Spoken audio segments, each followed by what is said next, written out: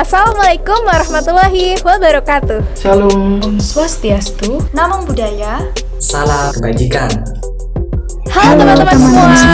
Perkenalkan, nama saya Ahmad Rosidan Rivaldi, NIM 2002-1010-2007 dari Prodi Pendidikan Fisika. Perkenalkan, nama saya Anissa Wandari dengan NIM 2009-1030-2154 dari Prodi Sosiologi. Perkenalkan, nama saya Divka Aurelia Waskita dengan NIM 2009-1030-2135 dari Prodi Sosiologi. Halo, perkenalkan nama saya Evi Diana Sari, NIM 2009-1030-2047 dari Prodi Sosiologi. Perkenalkan, nama saya Muhammad Fatarasi dengan NIM 2002-1010-2091 dari Prodi Pendidikan Fisika. Kami dari kelompok 4 akan menyampaikan materi tentang ancaman integrasi nasional. Dengan dosen pengampu Ibu Murni Hermawati Sitanggang, Sarjana Teologi, Magister Teologi. Topik kasus yang akan kita bawa adalah kasus diskriminasi mahasiswa Papua di Yogyakarta. Kasus ini adalah salah satu contoh bentuk disintegrasi atau ancaman integrasi nasional. Berikut pemaparan materi dari kami. Negara kepulauan yang memiliki keragaman budaya, ras, agama, dan bahasa. Sesuai semboyan Bhinneka Tunggal Ika, meskipun memiliki keragaman budaya, Indonesia tetap satu jua. Pemerintah terus mengupayakan agar keberagaman tersebut menjadi suatu kekuatan untuk mewujudkan kesatuan dan persatuan nasional menuju Indonesia yang lebih baik. Namun, pada kenyataannya, identitas keberagaman di Indonesia terus diuji dengan berbagai tindakan diskriminasi. Diskriminasi merupakan suatu sikap membedakan secara sengaja terhadap golongan yang berhubungan dengan kepentingan tertentu. Salah satunya diskriminasi yang dialami mahasiswa Papua di Jogja, yaitu sulitnya mahasiswa Papua yang menempuh pendidikan di Jogja untuk mendapatkan tempat kos-kosan.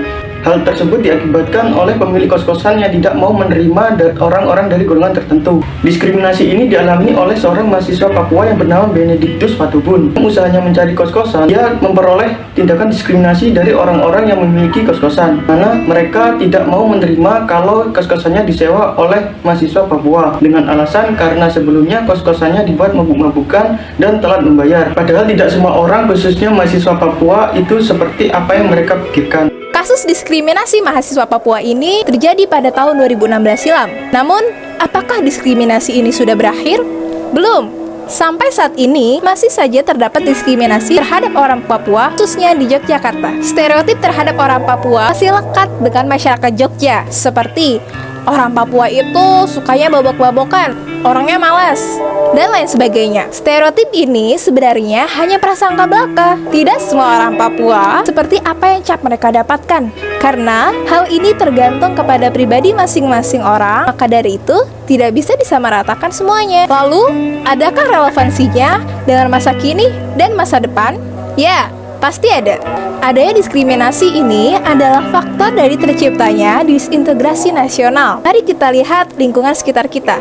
Anak-anak sekolah terkadang membuat diskriminasi yang sifatnya candaan, seperti mengejek temannya yang matanya sipit karena temannya ini keturunan Cina, dan lain sebagainya. Seharusnya hal ini tidak dijadikan candaan, karena hal ini bisa berdampak di masa depan. Kasus diskriminasi yang terjadi pada pelajar dan juga mahasiswa Papua di Yogyakarta merupakan salah satu contoh bahwa Indonesia dengan keberagaman suku bangsanya di kehidupan sehari-harinya juga ditemui berbagai permasalahan.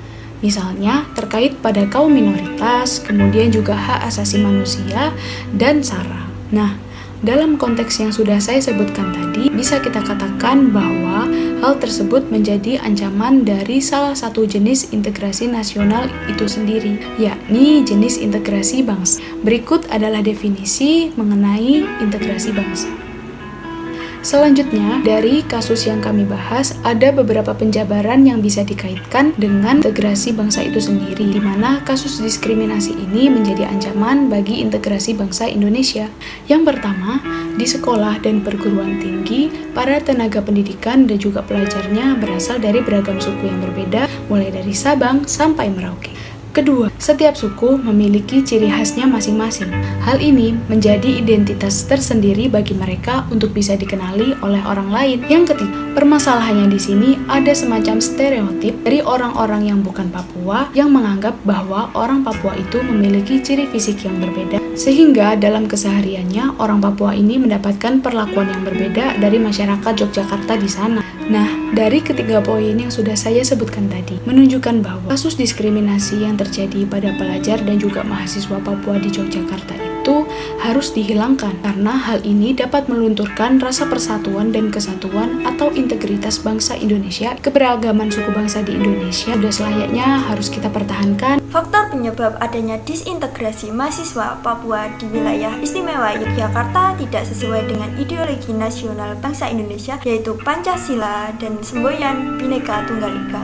Faktor penyebab terjadinya diskriminasi mahasiswa Papua oleh masyarakat di Yogyakarta adalah sebagai berikut. Faktor yang pertama, diskriminasi terjadi karena masyarakat di Yogyakarta membedakan suku dan ras antara mahasiswa Papua yang sedang belajar. Faktor yang kedua adalah karena adanya stereotip dari masyarakat yang menganggap kelompok sosial tertentu adalah suatu hal atau perilaku yang negatif. Faktor yang ketiga adalah karena adanya indekos yang hanya menerima dari golongan tertentu saja.